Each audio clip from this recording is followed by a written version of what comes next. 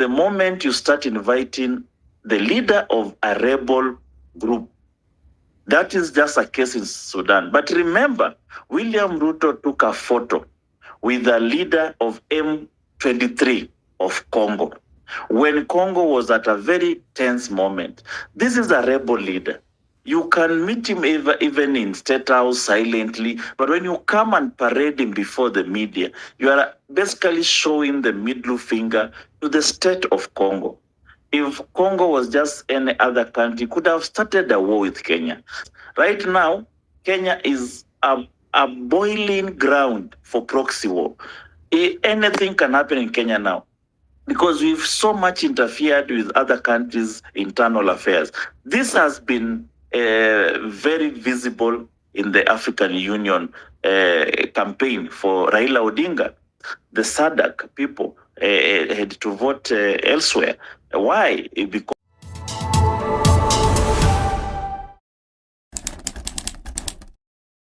I'm actually the mastermind of this Kenya Moja movement. I started by hosting them in my constituency in Saboti, and from there, things started shaping up. So the young people are excited, and I believe progressively the young people will start learning one or two things. And of course, I also agree with you that we need to also give them space. If Caleb was not given a space to speak even in a rally, I'll not be who I am now. I'll not even have gone to leadership, but I was given a space. I'll take it up. I will make sure that our team involve the young people, but also, I also need to know who are these young people, because young people are just out there. They are not active. We need also to see them active. We need to see them following us in rallies. We don't want to see them asking us for money before they come for rallies, because that is what we are fighting for. Second question on why we need to impeach William Ruto the way we impeached Gachagua. Yes, I think you will agree with me that if Gachagua was in a party called DCP at that particular time, he may not have been impeached, because he could have had an authority over his members of parliament. He could have whipped his members of parliament. By virtue of William Ruto being the leader of UDA, then basically all the UDA members of parliament aligned to him. You know, we are in a party politics. Our democracy is run by political parties, and even parliament itself, decisions are actually guided by party positions. And if it is the party positions of UDA, who is the head of UDA? So I think it starts from there, that our members elected in various political parties able to challenge the decision of those parties, whether they are for or against the good of the nation. I believe up to now that Gachagua made his mistake. It is in the interest of Azimio for us to impeach anybody brought to us, whether it is Gachagua or William Ruto.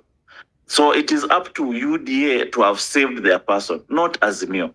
Our interest was to remove all of them. In fact, I was in the media and in public saying that after Rigathi, the next we should impeach is William Ruto. But remember, saying is one thing, action is another. Action is the party strength. The party leader must also action.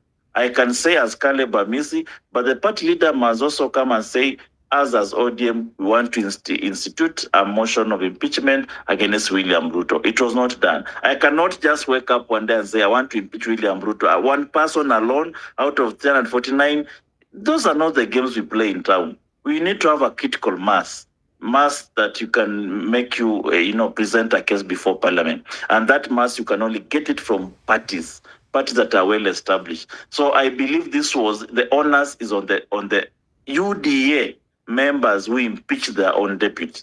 They should ask themselves questions, not us. As we could be impeached anybody who is brought to us, as long as he was not Azimio. Now, the question of foreign policy, I will combine with this of South Sudan. Sudan. You see our foreign policy has been stable from Jomo Kenyatta. Since independence, and at independence, we had most missions of UN being set up during the Kenyatta's time. during Moi's time. Moi was actually a beacon of peace, as bad as the Moi regime was to Kenyan, but globally and even regionally. You will see Moi, in various missions. Actually, is one of those leaders who came up with the transition of the Organization of African Unity to African Union. He has actually been at the helm of African Union at some point as a chairman. Kenya has been a beacon of peace in the East, the horn of Africa, until the IGAD came and took that space. So Kenya has held this position because of neutrality in our foreign policy. We are neither East nor West. But from Kibaki's time, we started adopting the East versus West kind of foreign policy, that we are now going to East, we are now going to West. Now, Uhuru's time, of course, also diverted. Now, Ruto is a convoluted foreign policy. We do not even understand which kind of foreign policy is this. It puts Kenya at arm's length, because the moment you start inviting the leader of a rebel group, that is just a case in Sudan. But remember, William Ruto took a photo with the leader of M23 of Congo, when Congo was at a very tense moment. This is a rebel leader. You can meet him even in State House silently, but when you come and parade him before the media, you are basically showing the middle finger to the state of Congo.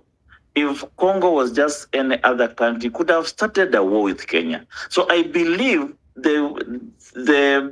the foreign policy that was practiced during Jomo Kenyatta, Moi's time, was the best foreign policy of neutrality, non-alignment. We are neither East or West or South or North, and that one keeps friends. We do not want to muddy ourselves in the international proxy wars. Right now, Kenya is a boiling ground for proxy war.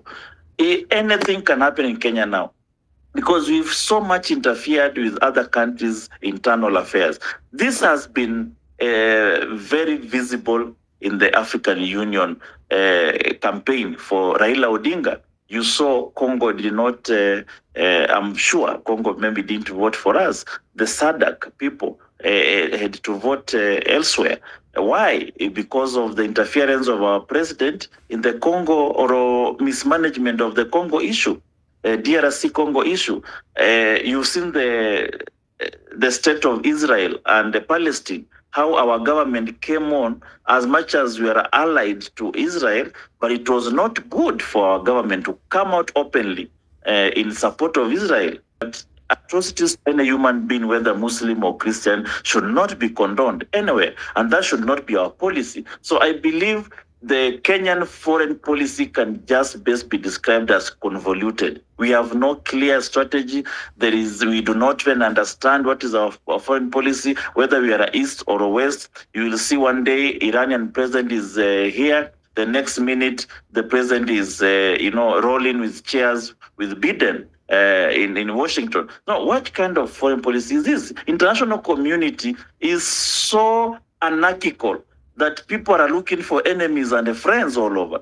That the moment you look like you're dining with a friend or a potential enemy, you are also an enemy by extension. So I don't believe the current president, I don't know whether there is people who advise him at the Ministry of Foreign Affairs, or maybe does not get the advice, but there is a problem. We have to admit as a committee, we of course, the way committee is composed by majorly people from the ruling party, we can only talk as Caleb Amisi, but eventually they'll carry their day. So a committee of parliament has not been helpful in that manner, because it is majorly chaired by the president's men, and also majorly composed by people from the ruling party. So I think that's where the issue is. Now, the last question.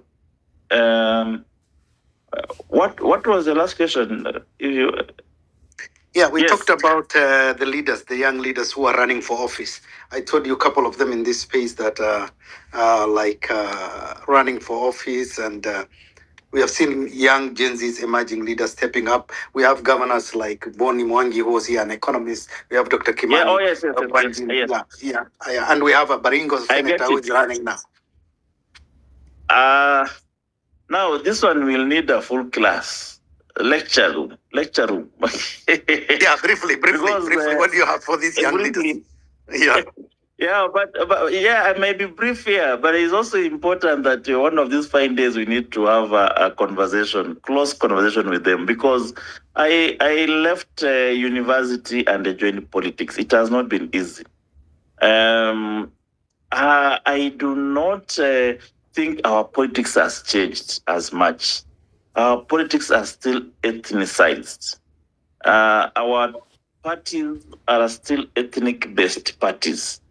We are now talking about politics from the angle of where somebody comes from. The politics of Central may not be necessarily be the politics of Western. Where I come from is a cosmopolitan constituency. I am maybe lucky to have be the only member of parliament who does not enjoy the tribal hegemony of people who elected me. My lineage is a Maragoli. The numbers of Maragolis in Saboti are hardly 500.